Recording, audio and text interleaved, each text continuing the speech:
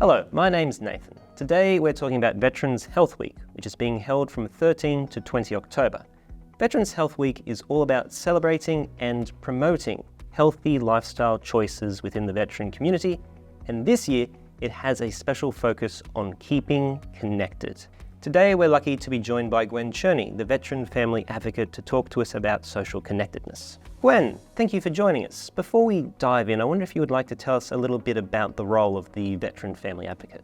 So I'm Gwen Cherne, I'm the Veteran Family Advocate Commissioner, and I hold an independent statutory role within government where I sit on a sort of board of directors and for DVA and work with them while alongside them. And I bridge that gap between veterans and family experiences of DVA and the department and government, and provide feedback back into the government around systems and supports for families. So the term social connectedness is often used when we're talking about mental health, but it's maybe a bit of an unusual term. Put simply, what is social connectedness? It's a really good question. Social connection is about finding value in your interactions in the world and actually feeling valued and getting a sense of belonging in the world when you're out in it. And I think for our veteran community, there is, for some of our veteran community, they struggle with that. You know, the Army or Navy, Air Force force them to be in social situations all the time, even if they were extreme introverts. And now there's perhaps they don't necessarily have that inclination. So we really want to encourage people to get out into the world and be connected. So DVA runs Veterans Health Week every year. Why is it particularly important that we have a week that's dedicated to veterans' health? Transitioning into civilian life can be really challenging for some families, especially when they're unemployed or they're struggling with mental health issues, PTSD, financial issues, or they're divorced or single parents. So taking a week out of every year and making sure we highlight it, we reconnect people who've gotten disconnected, we make sure that we are deliberate about what we're doing and how we say we see you, and we really want people to be engaged. And if they're not engaged the rest of the year, provide them with that opportunity to at least do it once a year or to remember why it's important. So from the 13th through the 20th this year of October is Veteran Health Week, but we'll have events throughout the whole month. And the focus this year is social connectedness. Yes. And the importance of that is that social connectedness boosts happiness, reduces symptoms of PTSD, and obviously combats loneliness. So if those are things that we can impact in some of our veterans' lives and families' lives, we need to. For veterans, have you noticed particular strategies where it might be a way in for them to create those social connections? Veterans, especially those who are new to the transition space or have been there and have gotten a bit complacent, fail fast and fail often. Go try out a heap of different things and figure out what you actually like, and start to, deduce it down to this is what I'm good at or this is what I like doing, and then making sure that you make it a priority instead of letting life get in the way of you making social connectedness a priority, because that is how we remain grounded. That is how we remain healthy in many cases, is to continue connections and take time to actually be in the world in a way that reconnects you not only to the world, not only to nature, but also to other people. And if you're showing up to an ESO or you're showing up to a Veterans Health Week, like, we want you there, and those organizations want you there. And if you have a bad experience with one, try another. So being socially connected is obviously an issue for everyone, but are there any unique challenges that the veteran community might face? I think people in the veteran community during their defense career, be it a veteran or family, they had a sense of camaraderie and a shared purpose and a shared goal. And when you no longer are involved in that, finding that purpose, that goal that is shared with a community that you value and that values you, where you feel you belong, is a challenge.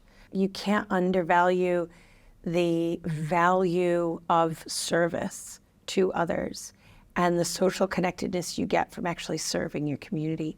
So it's one thing to participate in a fun run, but it's another to go and help with Disaster Relief Australia, go and help with any organization that is actually invested in a community where you're giving back, you're making people's lives better, you're improving our society as a whole in some way.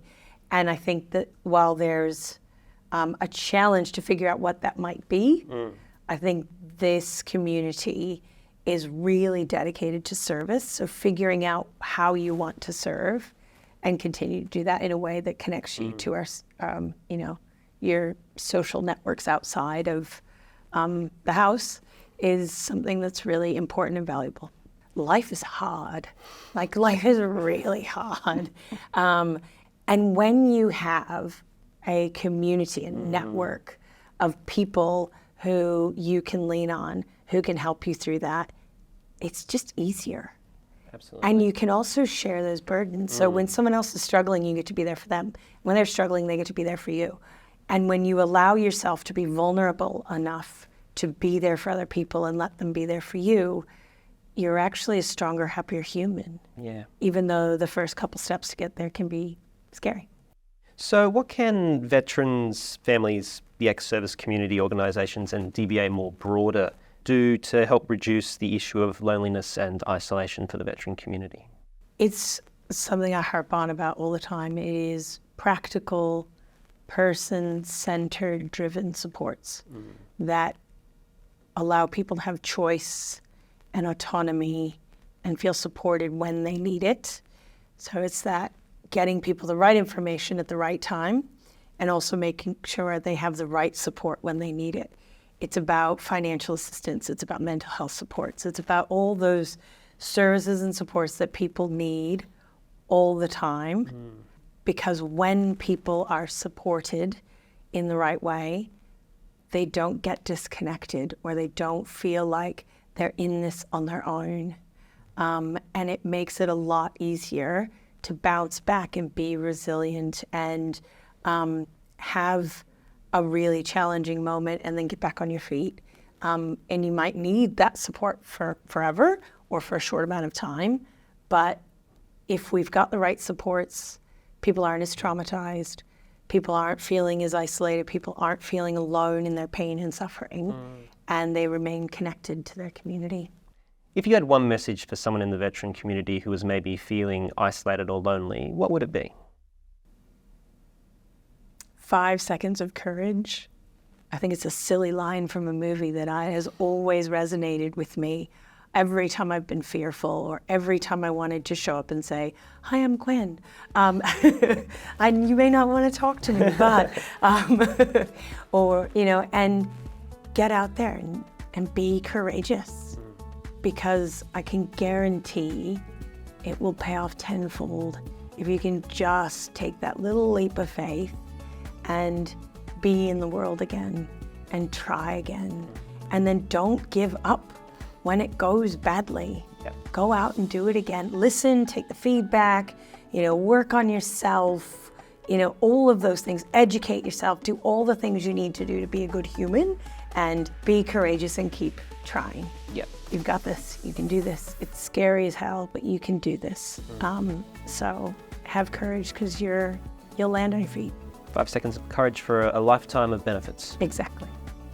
If there's a veteran out there who's maybe unsure about participating in Veterans Health Week, what would you say to them? I'd say get on the website, dva.gov.au, and have a look at them.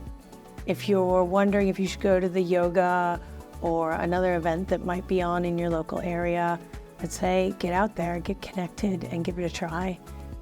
Why not? What do you have to lose?